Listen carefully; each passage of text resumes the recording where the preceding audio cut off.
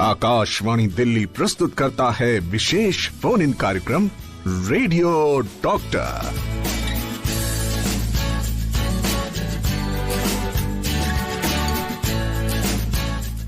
नमस्कार, radio doctor में आप सभी का हार्दिक स्वागत, अभिनंदन। मैं हूं आपकी दोस्त शालिनी मित्तल। श्रोताओं, 25 जुलाई को वर्ल्ड आईवीएफ डे के रूप में मनाया जाता है। गर्भधारण में मुश्किलों का सामना कर रहे दंपतियों के लिए आईवीएफ बहुत ही मददगार तकनीक है, लेकिन इसे लेकर लोगों के मन में कई तरह की गलतफहमियां हैं। इस वजह से कई बार कपल्स इसके लिए खुद को रेडी नहीं कर पाते हैं। तो आज जो हमारा विषय है, क्योंकि आज ये विशेष दिवस है, वर्ल्ड आईवीएफ डे है, तो हमने सोचा कि हम क्यों ना आपकी ये गलतफहमियां आज दूर कर दें और आपको विस्तृत जानकारी दें आईवीएफ टेक्निक के बारे में। और इसकी जानकारी देने के लिए हमारे पास हमारे रेडियो डॉक्टर के रूप में स्पेशलिस्ट मौजूद हैं। हमारी आज की रेडियो डॉक्टर हैं डॉक्टर निम्मी रस्तोगी। आप सीनियर गायनेकोलॉजिस्ट और इनफर्टिलिटी एक्सपर्ट हैं। डॉक्टर साहब, बहुत बहुत स्वागत है आकाशवाणी के स्टूडियो में। धन्यवाद शालिनी, आपका आभार मुझे आमंत्रित करने के लिए। और व्यक्तिगत तौर पर मेरा ये मानना है कि जागरूकता फैलाने के लिए रेडियो एक बहुत अच्छा माध्यम है और ऑल इंडिया रेडियो इस विषय में बहुत अच्छा काम कर रहा है। बहुत बहुत धन्यवाद मैम, आपने शुरुआत में हमारी हौसला अफजाई की। और हमारे श्रोता जो इस कार्यक्रम से नियमित रूप से जुड़ते हैं, वो अपने प्रश्न भी करते हैं विशेषज्ञ से। जो उनके मन में भ्रांतियां होती हैं या कुछ भी समस्या होती है, उससे रिलेटेड उनके मन में कोई प्रश्न आ रहा होता है, तो वो हमारे एक्सपर्ट के साथ जुड़ते हैं और अपनी मन की समस्या को दूर भी करते हैं। तो इसी विषय पर अगर आप कुछ पूछना चाहें, आईवीएफ पे तो हम बात करेंगे ही, उसके अलावा कंसेप्शन से रिलेटेड, कोई गर्भधारण से रिलेटेड कोई समस्या हमारी बहनों को हो, या हमारे पुरुष साथी भी अगर इनफर्टिलिटी के बारे में कुछ पूछना चाहें, तो डॉक्टर साहब इसके एक्सपर्ट हैं। आज 4 बजे तक स्टूडियो में रहेंगी, तो इसका फायदा आप जरूर लें। अपने प्रश्न हम तक भेजें। फोन नंबर है हमारे 23421080, 23421082। दिल्ली के बाहर के श्रोता 011 लगाएं। पुनः एक बार नंबर्स मैं दोहरा रही हूं, 23421080, 23421082। और हमारे वो श्रोता जो मैसेज करना चाहें, व्हाट्सएप पर हमें मैसेज कर सकते हैं 9868107070 पर। तो सबसे पहले डॉक्टर साहब, मैं यही जानना चाहूंगी, आईवीएफ ये क्या तकनीक है? देखिए, आईवीएफ एक शॉर्ट फॉर्म है, एक एक्रोनिम है जिसका फुल फॉर्म है इन विट्रो फर्टिलाइजेशन। यानी कि पुरुष और महिला के अंश से मिलके जब गर्भधारण होता है तो वो शरीर के अंदर होता है।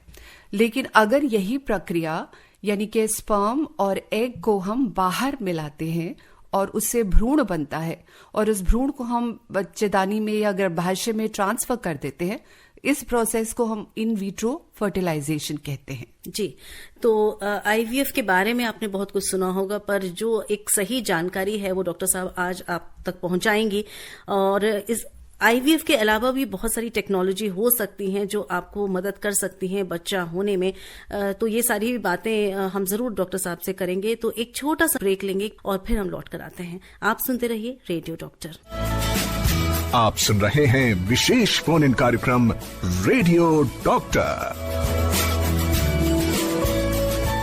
आप सुन रहे हैं कार्यक्रम रेडियो डॉक्टर, और रेडियो डॉक्टर में आज हम बात करेंगे वर्ल्ड आईवीएफ डे पर, यानी आईवीएफ क्या है और ये किस तरह की तकनीक है, गर्भधारण में किस तरह से ये मदद कर सकती है। तो डॉक्टर साहब ने इस तकनीक के बारे में बताया कि ये क्या एक्चुअल होती है। डॉक्टर साहब, हमने देखा है कि आजकल तो क्यों कहें, कोई भी जब शादी होती है और बच्चा प्लान करते हैं, घर के सारे लोग बड़े उत्साहित होते हैं, लेकिन थोड़ा सा फर्क इसमें ये आया है आजकल की मैरिजेस जो है उतनी जल्दी नहीं हो रही हैं जैसे पहले हुआ करती थी। आजकल लड़कियां भी इंडिपेंडेंट हो रही हैं, पढ़ लिख रही हैं, अपना एक करियर बना रही हैं और एक एज पे ही जाकर वो शादी करना चाहती हैं जब वो सेटल हो जाएं। तो इससे इन चीजों पे काफी फर्क पड़ रहा है कि मातृत्व या घर की वो बच्चों की प्लानिंग भी वो उसी हिसाब से डिले हो रही है। तो कई बार ये देखने में आता है और ये सुनने में भी आता है, घर की बड़ी बुजुर्ग भी यही कहती हैं कि तुमने सही समय पर नहीं प्लान किया, इसीलिए तुम्हें परेशानी आ रही है। तो क्या सच में ये कारण बन सकता है? शालिनी, देखिए, प्रजनन की जो प्रक्रिया है या फर्टिलाइजेशन अगर मैं कहूं तो ये एक ऐसी चीज है जिसपे पूरी कायनात टिकी है।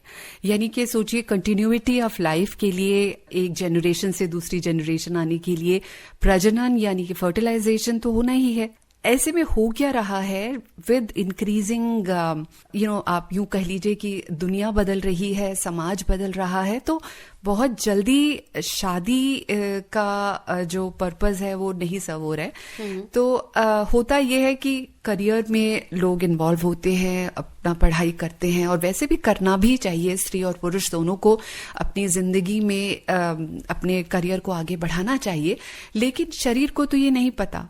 शरीर में आप अगर स्त्री के शरीर की बात करें तो 24 से 26 साल तक उनकी फर्टिलिटी हाईएस्ट होती है, लेकिन 26-27 साल तक तो आजकल शादियां हो नहीं रही हैं, हो भी रही हैं तो फिर 2-3 साल के बाद ही वो प्लान कर रहे हैं कि बच्चा हो।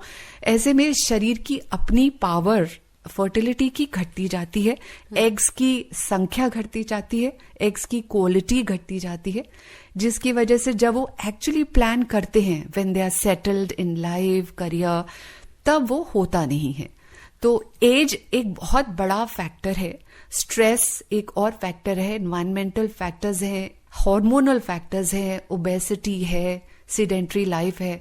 तो अगर आप इसके विषयों या इसके कारण की बात करेंगे तो बहुत सारे कारण हैं, लेकिन आपका सवाल बिल्कुल ठीक है कि सही उम्र में अगर शादी हो जाए तो इनफर्टिलिटी की समस्या कम होती है, लेकिन इसका मतलब ये नहीं है कि आप अपनी लाइफ और करियर को नेग्लेक्ट करें, क्योंकि ऐसे भी सोल्यूशंस हैं। अगर आप लेट मैरिज कर रहे हैं और आपको कुछ मुश्किल आ रही है, तो आजकल मेडिकल टेक्नोलॉजी और मेडिकल साइंसेस बहुत एडवांस्ड हो गई है, और आईवीएफ उन्हीं में से एक सोल्यूशन है। जी जी, तो इसीलिए आज हम इस कार्यक्रम को कर रहे हैं, ये अवेयरनेस क्रिएट करने के लिए कि अगर ये समस्या आ भी गई है, निराश होने की जरूरत नहीं है। डॉक्टर्स हैं, मेडिकल टेक्नोलॉजी जैसा डॉक्टर साहब ने कहा बहुत एडवांस हो गई है, तो आपको सिर्फ जाना है और ये कार्यक्रम तो सुनना है, क्योंकि आपको अवेयरनेस हम देते हैं, और उसके बाद आपको डॉक्टर से मिलना है। एक श्रोता हमारे साथ फोन लाइन पर हैं, डॉक्टर साहब, इनसे बात कर लेते हैं। हेलो।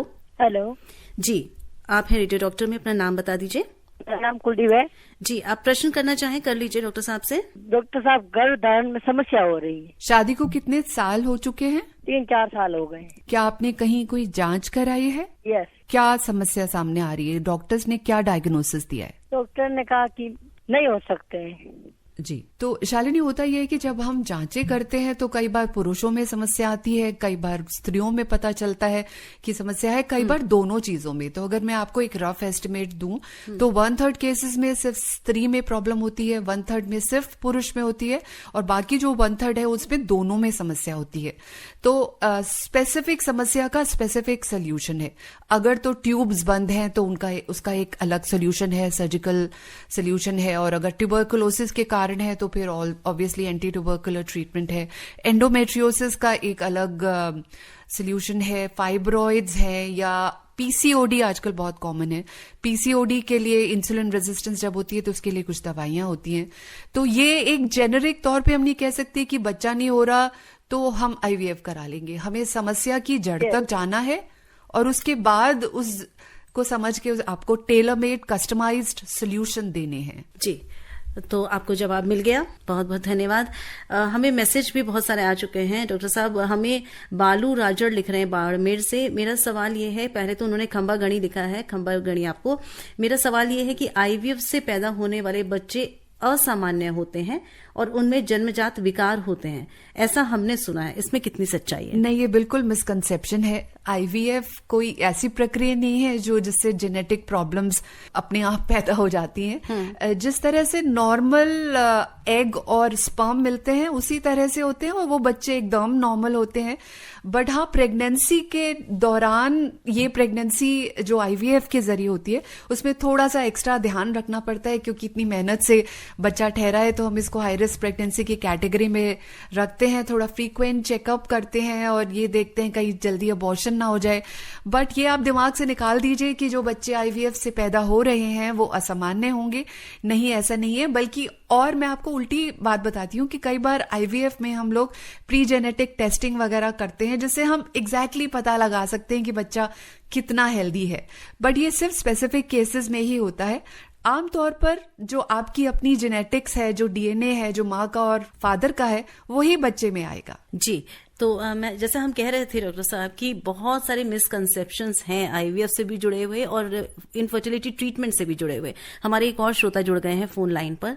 हेलो, शालिनी मित्तल जी को हाथ जोड़कर नमस्कार। जी नमस्कार, स्वागत है रेडियो डॉक्टर में। रघुविंदर सिंह चट्ठा बोल रहा हूँ। जी चट्ठा जी, अपना प्रश्न करें, डॉक्टर साहिबा सुन रही हैं। हाँ, डॉक्टर साहब को मेरा सादर प्रणाम। जी नमस्कार।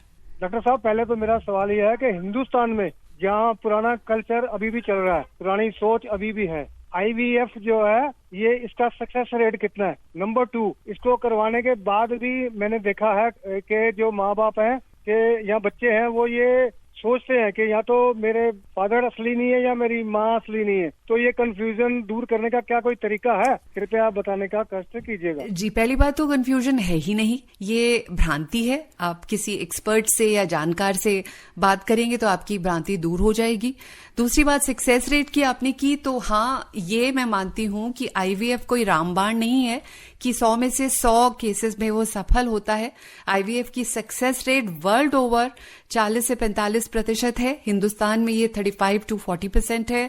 लेकिन कुछ क्लिनिक्स में जहां एडवांस टेक्नोलॉजी यूज होती है और सिलेक्शन ऑफ कैंडिडेट्स किया जाता है, उसमें ये 52 to 57% तक भी देखी गई है। कुछ केसेस ऐसे होते हैं जहां नहीं आईवीएफ सक्सेसफुल होता, फिर उनको हम सरोगेसी और अडॉप्शन का ऑप्शन देते हैं। डॉक्टर साहब, मैसेज आया है, लिखने वाली हैं अनीता, और इन्होंने लिखा है मेरी उम्र 48 इयर्स है। मैं ये जानना चाहती हूँ कि क्या कोई भी आईवीएफ को ऑप्ट कर सकता है अगर उसे मीनोपॉज हो चुका है तो बाद में, और is there any other option to conceive? Menopause हो चुका है। देखिए, मेनोपॉज के बाद तो बहुत रेयर केसेस में ऐसा हुआ है कि ये किया गया हो, तो आप वो रेयर केसेस के ऊपर ध्यान ना दे तो अच्छा है। बट हाँ, अगर मेनोपॉज कोई कराना चाहता है तो 30 से 35 मैक्सिमम 38 तक करा ले, या जरूरत अगर है तो 40 के बाद इसकी परसेंटेज 20% और फिर धीरे धीरे घट जाती है। और आजकल तो मेनोपॉज भी जल्दी हो रहा है, 46 to 54 के बीच में मेनोपॉज की एज है। लेकिन आजकल हम 42-43 साल की एज में देख रहे हैं कि ओवरीज शट डाउन हो रही हैं। तो ओवरीज एक ऐसा ऑर्गन है जिस पर हर तरह का बुरा असर, चाहे वो इन्वायरमेंटल पोल्यूशन हो, स्ट्रेस हो, हार्मोनल फैक्टर्स हो, वो पड़ता है। ओवरीज बहुत जरूरी होती हैं आईवीएफ के लिए। तो अगर आपको अपने एग से और अपने पार्टनर के स्पर्म से बच्चा चाहिए तो जल्दी से जल्दी डिसाइड करें। जी, और ये हमें लिखकर भेजा है प्रश्न मोहम्मद इम्तियाज ने कीर्ति नगर नई दिल्ली से। डॉक्टर साहब और शालिनी मैम को धन्यवाद करना चाहता हूं कि जो इतनी अति गंभीर समस्या को उठाया। मैं ये पूछना चाहता हूं कि आईवीएफ के लिए मेल फीमेल की लास्ट एज क्या होनी चाहिए, जो आपने अभी बता दिया। और एक सवाल इनका और भी है कि अगर फीमेल की नसबंदी या ऑपरेशन हो चुका है तो वो भी आईवीएफ ट्राई कर सकते हैं या कोई और प्रोसेस है? ये अच्छा आपने सवाल पूछा कि अगर नसबंदी हो चुकी है और उसके बाद वो बच्चा चाहती हैं तो उसमें आईवीएफ ही सक्सेसफुल होगा, क्योंकि हमें नसों का करना कुछ नहीं है। यूट्रस की जो फेलोपियन ट्यूब्स हैं उनको उसमें जब टाई कर दिया जाता है उसको नसबंदी कहते हैं। तो ऐसे में हमें सिर्फ ओवरी से एग लेना है और उसको पार्टनर के स्पर्म में मिला के एम्ब्रियो बना के या भ्रूण बना के उसको यूट्रस में डालना है। तो ये बिल्कुल अप्रोप्रिएट ट्रीटमेंट रहेगा उन लोगों के लिए जिनको बच्चा चाहिए, कोई अनफॉर्चुनेट इंसिडेंस हुई है या रीमैरिज है या डिवोर्स है। तो ऐसे केसेस में आईवीएफ एक तरह का मैजिक क्योर या एक तरह का रामबाण साबित हो सकता है।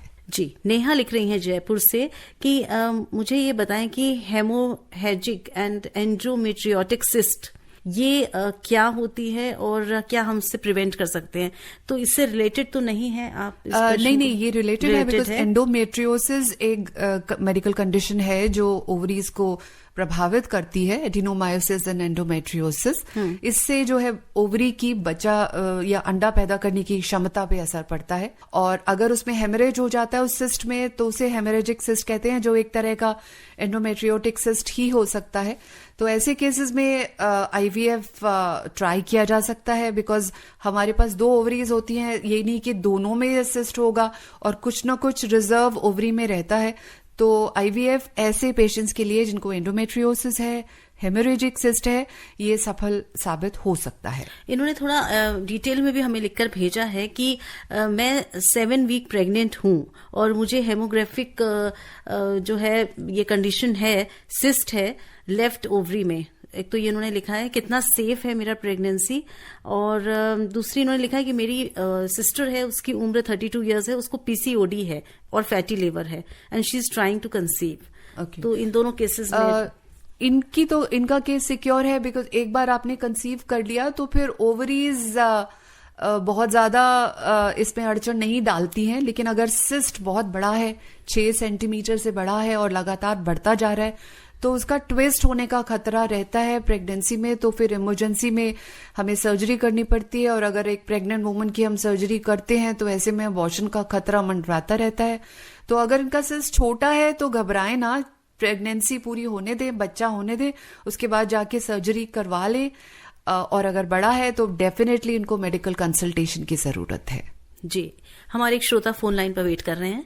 हेलो, नमस्कार डॉक्टर साहब। नमस्कार शालिनी जी। नमस्कार। मैं मिसेस बेदी बोल रही हूँ, पंचकूला हरियाणा से। जी जी डॉक्टर साहब, कहीं मैंने एक बार एक डॉक्टर से उनसे ही सुना था कि जो बहुत बड़ी एज में शादियां बच्चे पैदा करते हैं या नहीं होते, तो क्या ये ब्रेस्ट कैंसर को भी शुरू करता है, जन्म देता है? ये अच्छा आपने गूढ़ सवाल पूछ लिया मिसेस बेदी। यस, ऐसा देखा गया है कि अगर ईस्ट्रोजन का अनचैलेंज्ड असर है बॉडी पे, क्योंकि होता क्या है, जब प्रेगनेंसी हो रही है तो बॉडी का जो अपना नॉर्मल फिजियोलॉजिकल फंक्शन जिसके लिए एक औरत का शरीर बना है, जब वो होता रहता है तो फिर वो हार्मोन्स का इस्तेमाल होता रहता है और कोई ऐसी चीज ज्यादा सामने नहीं आती है। लेकिन हाँ, breast cancer, endometrial cancer, uterine cancer, ये सब इनका रिस्क उन लोगों को ज्यादा होता है जो कभी मां नहीं बने हैं, अनमैरिड हैं, और जिनको प्रेगनेंसी एक बार भी नहीं हुई है, या लेट मैरिजेस हैं। डॉक्टर साहब, जो बहुत देर से बच्चा पैदा करते हैं उनको भी ये हो सकता है? बहुत अनरिलेटेड सा है। अगर बहुत देर से बच्चा पैदा कर रहे हैं तो उनमें चेंजेस पहले से होंगे, पर एक बार बच्चा पैदा कर लिया तो वो रिस्क घटता जाता है। बट बड़ी उम्र में बच्चा होना ही, ठहरना ही एक तरह का आप समझ लीजिए मैजिक होता है। बहुत बड़ी बात है। मैंने कहा आपसे पूछूंगी तो मेरे को थोड़ी तसल्ली हो जाएगी। चलिए, बहुत बहुत धन्यवाद मिसेस बेदी। और आपने जो ये प्रश्न किया है उससे बहुत सारी हमारी वो महिला श्रोता जो इस कार्यक्रम से जुड़ी हुई हैं, उनके मन में भी अगर सवाल, उनको ये भी आएगा कि बच्चा जल्दी करे। बिल्कुल सही आपने बात की। कैरियर देखो डॉक्टर साहब, मेरे भी 6 साल बाद बच्चा हुआ था। मेरे ओवेरियन सिस्ट का मेजर ऑपरेशन हुआ था। तो मैं ये चाहती हूँ कि सबको आप एक मैसेज दीजिए कि प्लीज जल्दी भी शादी करें और जल्दी बच्चे। मिसेस बेदी, ये आपने बहुत अच्छा पॉइंट उठाया है, बिकॉज यहाँ मैं एक मैसेज देना चाहूंगी। मेरे पास बहुत सारे ऐसे क्लाइंट्स आते हैं, गर्ल्स आती हैं जिनके पास है फैसिलिटी और टाइम स्पेस कि वो बच्चा कर सकती हैं शादी के बाद, बट वो उसको पोस्टपोन करती हैं फॉर रीजंस जो कि इतने वैलिड नहीं है। तो उनको मैं ये कहती हूँ कि आपको अपना पहला बच्चा प्लान करना चाहिए, या फिर 30 साल तक आपको प्लान कर लेना चाहिए और बिना बात के अबॉर्शन नहीं कराना चाहिए। तो मुझे जवाब मिलता है कि नहीं मैडम, IVF तो है ही ना। तो ये मत सोचिए कि अगर कोई टेक्नोलॉजी है तो उसका इस्तेमाल आप कभी भी कर लेंगी और वो 100% आपकी कारगर साबित होगी। नहीं, ऐसा नहीं है। अगर आपके पास वक्त है, फैसिलिटी है, अपॉर्चुनिटी है, तो आप प्लीज 30 साल से पहले अपना पहला बच्चा प्लान कर लें। बिल्कुल। Thank you so much doctor साहब, आपने बहुत अच्छे मेरी queries solve. Thank you Mrs Bedi. इसी तरह से कार्यक्रम को सुनती रहिए, हमसे कनेक्ट होती रहिए। बहुत अच्छा लगता है आप जैसे श्रोता जुड़ते हैं। हमारे हर श्रोता है आपके प्रोग्राम का। जी, हमारा हर श्रोता हमारे लिए बहुत बहुत प्रेशियस है। Thank you so much. एक छोटा सा ब्रेक लेंगे और जल्दी से आएंगे। हमें बहुत सारे श्रोता मैसेज कर चुके हैं, फोन कॉल कर चुके हैं। हम आज IVF पे बात कर रहे हैं, तो जो भी प्रश्न है हमसे जरूर करें। आप सुन रहे हैं विशेष फोन इन कार्यक्रम रेडियो डॉक्टर। आप सुन रहे हैं कार्यक्रम रेडियो डॉक्टर अपनी दोस्त शालिनी मित्तल के साथ। हमारी radio doctor Nimmi Rastogi, senior gynaecologist and infertility expert, हमारे साथ स्टूडियो में। और आज हम बात कर रहे हैं IVF पर, और हमारे बहुत सारे श्रोता जुड़ चुके हैं हमारे साथ। पर एक जो प्रश्न बहुत जरूरी मुझे लगता है डॉक्टर साहब कि IVF जो हमने बात की, ये क्या इस प्रोसीजर क्या एक्चुअल किया जाता है, ये थोड़ा सा बताएं इस प्रोसीजर में। तो क्लियर करते हैं कि जब बच्चा नहीं ठहरता है तो उसको इनफर्टिलिटी कहते हैं। ऐसे में हम हमारी जो डेफिनेशन है कि अगर 1 साल तक बिना कॉन्ट्रासेप्शन या बिना गर्भ निरोधक के आपने ट्राई किया है, तब बच्चा नहीं ठहरा है, तो यानी कि कुछ ना कुछ प्रॉब्लम है, राइट। अब शुरुआत में अगर कोई कहे कि भाई 6 ही महीने हुए हैं मेरी शादी को, बच्चा नहीं ठहरा है, तो हम उसे डिसमिस कर देते हैं, स्पेशली अगर वो 30 साल से नीचे होती है, कि please keep trying, natural process होने दीजिए। लेकिन अगर 1 साल से ऊपर हो चुका है और या फिर 6 महीने से ऊपर है और उम्र जो है वो 35 साल से ज्यादा है, तब हम इन्वेस्टिगेशन शुरू करते हैं, हम जांच शुरू करते हैं। जांचों में कुछ महिला की जांच होती है, पुरुष की जांच होती है, कुछ रेडियोलॉजिकल टेस्ट होते हैं, अल्ट्रासाउंड होता है, ब्लड टेस्ट होते हैं, जिससे हमें endocrine factors, hormonal factors, uterine factors, इन सब का पता चलता है। उसके बाद हम एक डायग्नोसिस करते हैं। डायग्नोसिस के बाद हम ART यानी असिस्टेड रिप्रोडक्टिव टेक्नोलॉजी की स्टेज पे आते हैं कि भाई इनका नेचुरल बच्चा नहीं हो रहा है, तो चलिए अब हम इनके लिए एडिशनल हेल्प देते हैं। वो हेल्प मेडिसिन से भी हो सकती है, इंजेक्शन से भी हो सकती है। इन सबको ट्राई करते हैं। ये स्टेज 2 तक आ गए हम। उसके बाद 3rd स्टेज ये होती है कि हम डायरेक्टली पार्टनर के सीमेन को हम डायरेक्टली यूट्रस में डालते हैं, which is not IVF, it is in utero inoculation, जिसको IUI हम कहते हैं।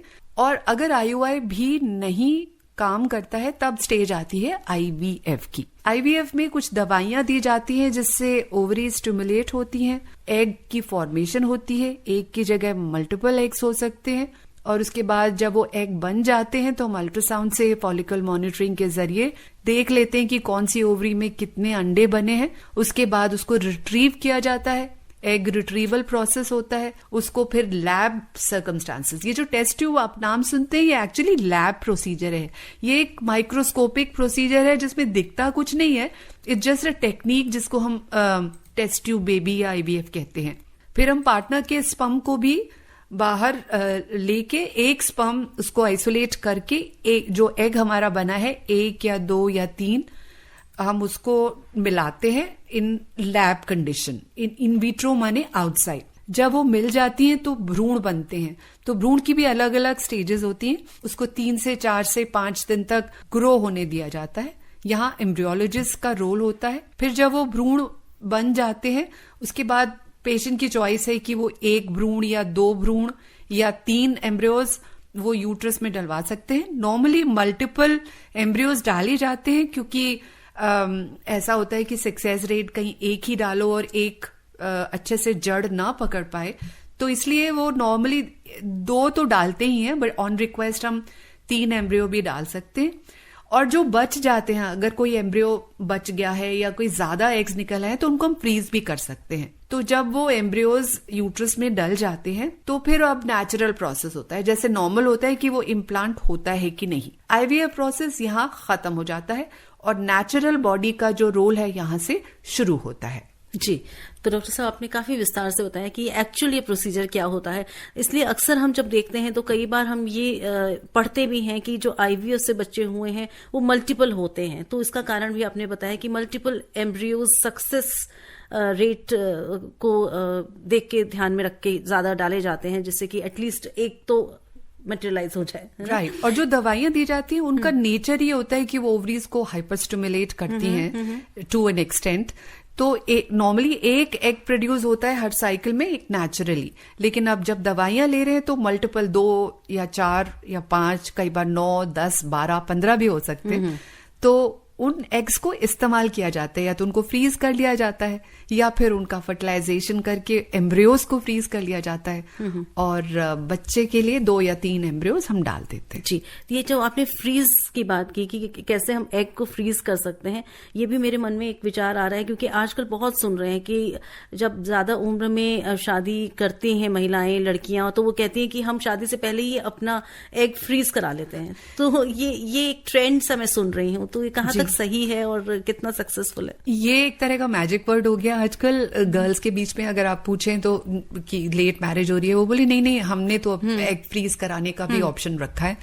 तो मैं ये कहना चाहूंगी, हाँ ऑप्शन है, टेक्नोलॉजी है, लेकिन आप उसको उसकी मिसयूज ना करें। अगर आपके अंदर अगर कोई अपॉर्चुनिटी आ रही है तो उसको नेचुरल होने दें, क्योंकि ये सब लैब ग्रोन है तो नेचुरल के मुकाबले उतना ज्यादा हेल्दी, अब अगर हेल्दी है भी तो उतना ज्यादा आसान नहीं है। एग्स को फ्रीज कराया जा सकता है, इस पे कॉस्ट लगती है, इसकी कंटिन्यूअस कॉस्ट होती है, एज इन पर ईयर आपको रिन्यू कराना पड़ता है, और उसके रिजल्ट्स भी अच्छे हैं, but at the end it is a technology based solution. जी बिल्कुल सही बात बोली आपने।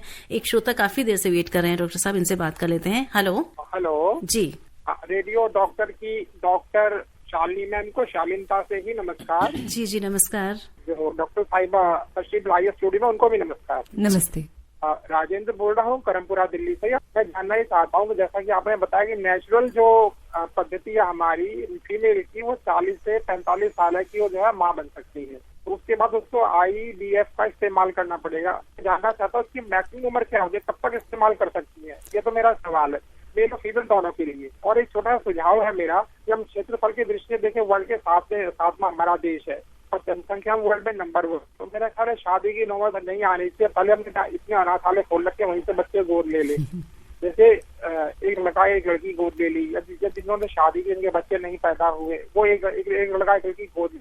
आप जो कह रहे हैं बहुत अच्छी बात बोल रहे हैं, और हमारे जो श्रोता सुन रहे हैं वो समझ पाएंगे कि आपका जो थिंकिंग है बहुत अच्छा है।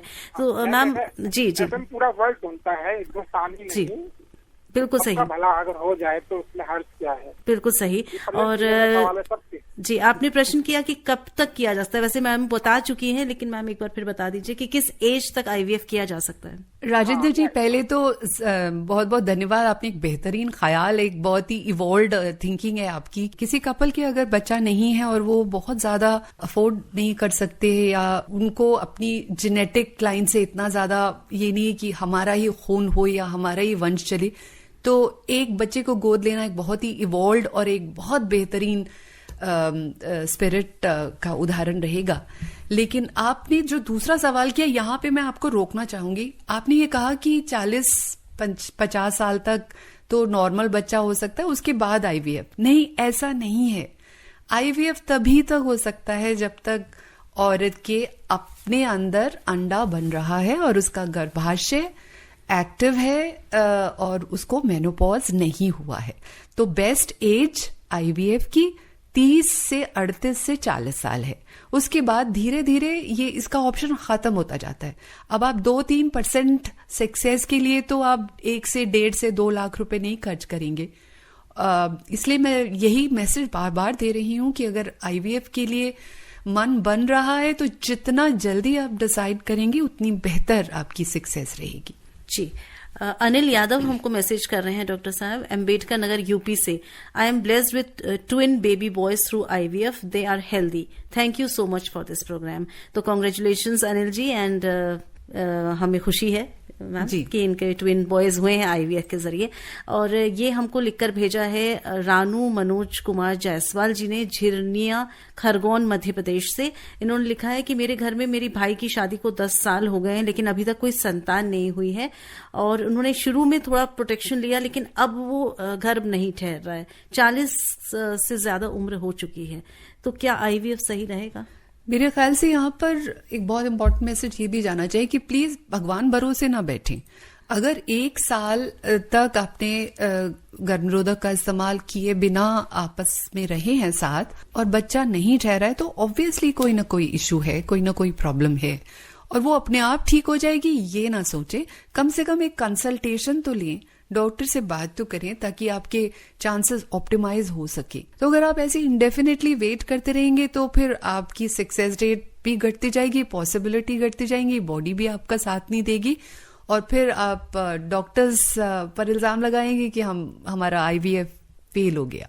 तो 40 साल के बाद, as I told again and again, 40 साल 45 साल के बाद बहुत ही डिस्मल रेट होती है सक्सेस की। और ये भी सच है कि जो बड़ी उम्र में बच्चे होते हैं उनमें कुछ ना कुछ प्रॉब्लम कई बार हो जाती है। ऐसे कहा जाता है कि जेनेटिक लेवल पे, अब जैसे मोंगोलिज्म है, ये बड़ी उम्र में ही ज्यादा होता है, तो क्यों करना इतना लंबा वेट? अगर करना ही है फैमिली रेस तो 40 से पहले कर लें। आईवीएफ ट्रीटमेंट से अनगिनत माता पिता के बनने के सपने साकार हुए हैं, ये इतिहास गवाह है। मेरा सवाल ये है कि अगर किसी की गोद सुनी है, लंबा समय बीत गया है, करीब 30 साल मान लीजिए, तो क्या इसके बाद भी आईवीएफ ट्रीटमेंट से माता पिता के जीवन में खुशियां लाई जा सकती हैं? और आज भी कई परिवार इस ट्रीटमेंट से कतराते हैं, घबराते हैं कि क्या ऐसा सोचना, घबराना ठीक है? धन्यवाद। रेडियो डॉक्टर में इस तरह के ज्ञानवर्धक, जागरूकता से भरे हर रोज विशेष प्रोग्राम प्रसारित होते हैं। लोगों में काफी जागरूकता आई है, मन में जो शंका है वो दूर होती है। धन्यवाद शालिनी मित्तल जी और डॉक्टर साहब। मनोहर लाल गांधी, चाणक्य चौक, गाजियाबाद जी। मनोहर जी को मैं यहाँ कहना चाहूंगी कि अगर एक पार्टनर की उम्र ज्यादा हो गई है, जैसे फीमेल अगर ज्यादा है लेकिन मेल पार्टनर के स्पर्म्स ठीक ठाक हैं, तब हम सरोगेसी का ऑप्शन अपना सकते हैं। क्योंकि जो अब रिवाइज्ड सरोगेसी लॉज हैं उसमें यह है कि अगर आप किसी और के गर्भाशय का इस्तेमाल करके अपनी जेनेटिक मटेरियल या अपना स्पर्म या अपना एग डाल के बच्चा ग्रो करवाना चाहती हैं, तो उसमें एक गैमीट यानी या तो एग या स्पर्म वो कम से कम एक पार्टनर का होना चाहिए, और दूसरा आप डोनेट करवा सकती हैं। मतलब एग डोनर भी होते हैं, आप डोनर से एग लेके अपने पार्टनर का स्पर्म यूज करके किसी थर्ड पर्सन की यूट्रस यानी कि गर्भाशय में वो बच्चा ग्रो करवाने के ऑप्शन होते हैं। इसी को सरोगेसी कहते हैं। मैं इसका हिंदी शब्द नहीं जानती, बट सरोगेसी कॉम्प्लिकेटेड चीज है, इसके लिए एक अलग से प्रोग्राम कीजिएगा। बिल्कुल बिल्कुल, एक प्रोग्राम हम अलग से करेंगे। भी आपने चीज बताई है और जरूर हमारे श्रोता भी उत्सुक हो रहे होंगे कि इसकी भी डिटेल्स उन तक पहुंचे। लेकिन आज हम अभी आईवीएफ पर बात कर रहे हैं। Good afternoon Shalini ma'am. Ma'am doctor इन्होंने लिखा है, मैं शॉर्ट में बता रही हूँ कि काफी लंबा मैसेज है, कि इनकी फ्रेंड ने एक बच्चा तो उन्होंने कंसीव किया शादी के 1 साल के अंदर में ही, पर दूसरा बच्चा जल्दी कंसीव करने के कारण उन्होंने अबॉर्शन कराया और अब वो दूसरा बच्चा चाहते हैं और हो नहीं रहा है। 12 साल हो चुके हैं ट्राई करते हुए। तो ये थायराइड, हाइपोथायराइडिज्म भी है इनकी फ्रेंड को। तो क्या इसमें आईवीएफ ट्राई करें दूसरे बच्चे के लिए? ये लिख रही है मारिया जोसेफ, मडगांव, गोवा से। तो इसको सेकेंडरी इनफर्टिलिटी कहते हैं, जब एक बच्चा होने के बाद, प्रूवन फर्टिलिटी होने के बाद दूसरे बच्चे में दिक्कत आ रही है। बहुत सारे कारण होते हैं इसके। कारणों में ना जाए तो ऑफ कोर्स आईवीएफ हो सकता है, बट अगेन आईवीएफ कस्टमाइज्ड होता है। सोल्यूशन जो होता है वो कॉज के अराउंड होता है, कि अगर और किसी कारण और किसी जरिए से बच्चा नहीं ठहर पा रहा है तभी हम आईवीएफ के लिए बोलते हैं। अगर ओवरीज ही काम नहीं कर रही हैं, ओवेरियन फेलियर है, तब आईवीएफ नहीं हो सकता। स्पर्म काउंट अगर बहुत कम है तो नहीं हो सकता। तो सेकेंडरी इनफर्टिलिटी में आईवीएफ बहुत लोग करवाते हैं और सक्सेस होता है, क्योंकि ऑलरेडी उनकी बॉडी एक तरह का गवाह, एक तरह का दे चुकी है प्रत्यक्ष प्रमाण कि वो बच्चा पैदा करने में सक्षम है। और सुधीर सिंह लिख रहे हैं कुतुबगढ़ से, नमस्कार मैडम, ये ओवरी में अगर ट्यूबरक्लोसिस हो जाए तो उसकी वजह से भी कंसीव नहीं होता है क्या? आईवीएफ कितने दिन का प्रोसेस होता है और इसमें कितना खर्च आता है? ट्यूबरक्लोसिस से ट्यूबल ब्लॉकेज बहुत कॉमन है और वो इनफर्टिलिटी का एक कारण है।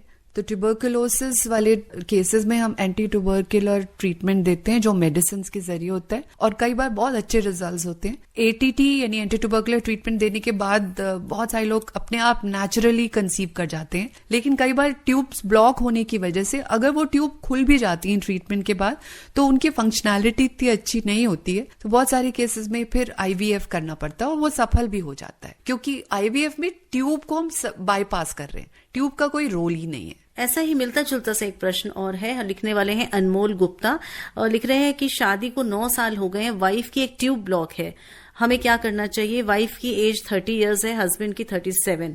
सरिता बिहार, नई दिल्ली में ही रहते हैं। तो इन्होंने लिखा है कि क्या हम आईवीएफ कराएं, और कराते हैं तो इसमें कितना खर्चा होगा और क्या दर्द भी होता है पेशेंट को? देखिए, ह्यूमन एनाटॉमी जो है वो इतनी, आप समझिए, मैजिकल है या इतनी खूबसूरत चीज है कि गॉड ने हमको 2 ओवरीज दी है, 2 ट्यूब दी है, यूट्रस एक ही है।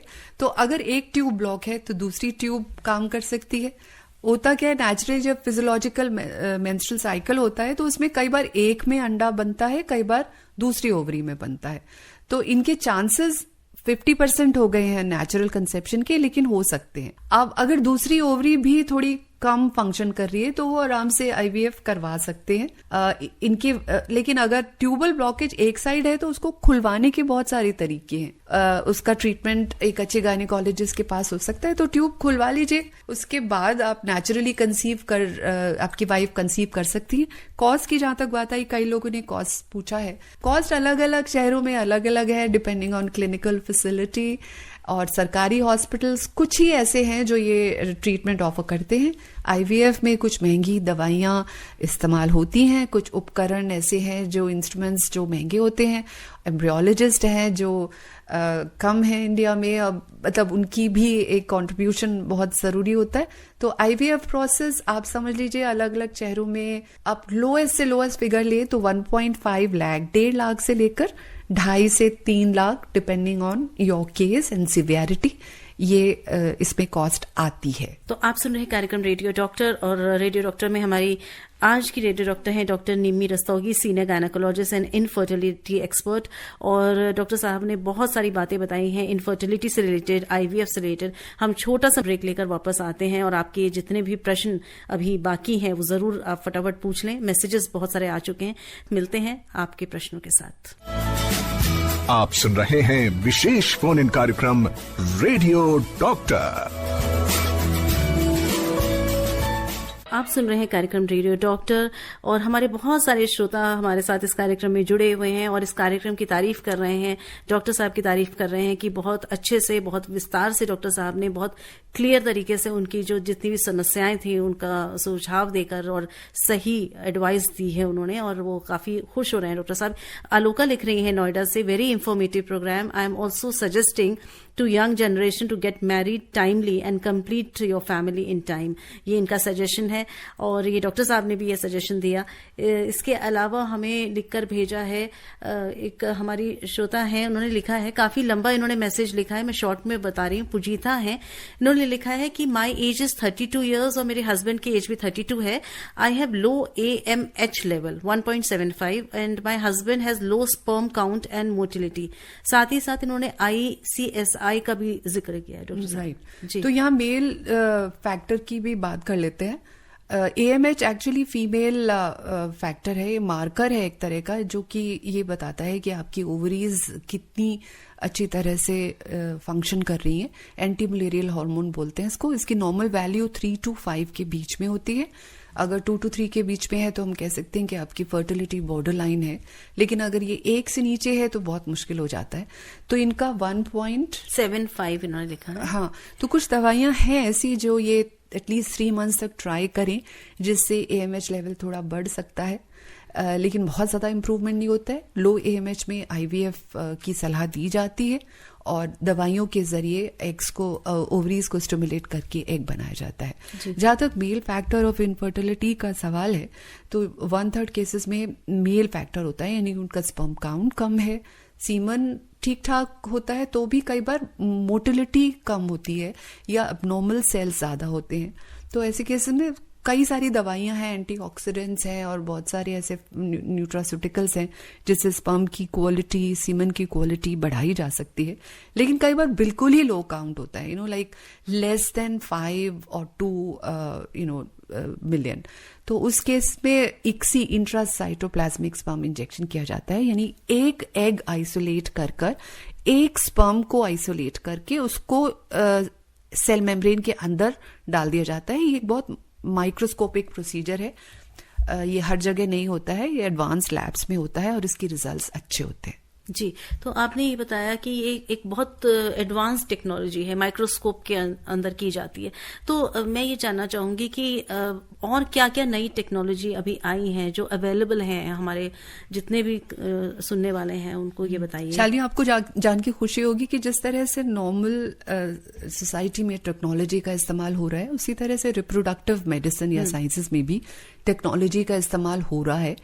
तो हम आर्टिफिशियल इंटेलिजेंस यूज कर रहे हैं, हम मशीन लर्निंग यूज कर रहे हैं, हम एडवांस्ड माइक्रोस्कोप्स यूज कर रहे हैं। तो उससे क्या अच्छा रहता है कि हम एम्ब्रियो सिलेक्शन भी कर सकते हैं। For instance AI and machine learning के जरिए हम पता कर सकते हैं कि ये एम्ब्रियो वाकई इम्प्लांट होने लायक है या नहीं। हम एंडोमेट्रियल रिसेप्टिविटी का एनालिसिस कर सकते हैं कि इस इंसान का जिसकी हम आईवीएफ कर रहे हैं, इसके गर्भाशय में जो अंदर की लाइनिंग है वो कितनी रिसेप्टिव है, इम्प्लांटेशन फेलियर तो नहीं होगा। यहां तक कि कुछ ऐसे फैक्टर्स होते हैं, जेनेटिक प्रॉब्लम्स हैं कि मदर में एक पर्टिकुलर डिजीज है जो बच्चे में आ जाएगी, तो उसमें हम माइटोकॉन्ड्रिया रिप्लेसमेंट तक हम कर सकते हैं, जिससे कि ताकि वो जेनेटिक प्रॉब्लम आईवीएफ होने के बाद वो भ्रूण में ना आ जाए।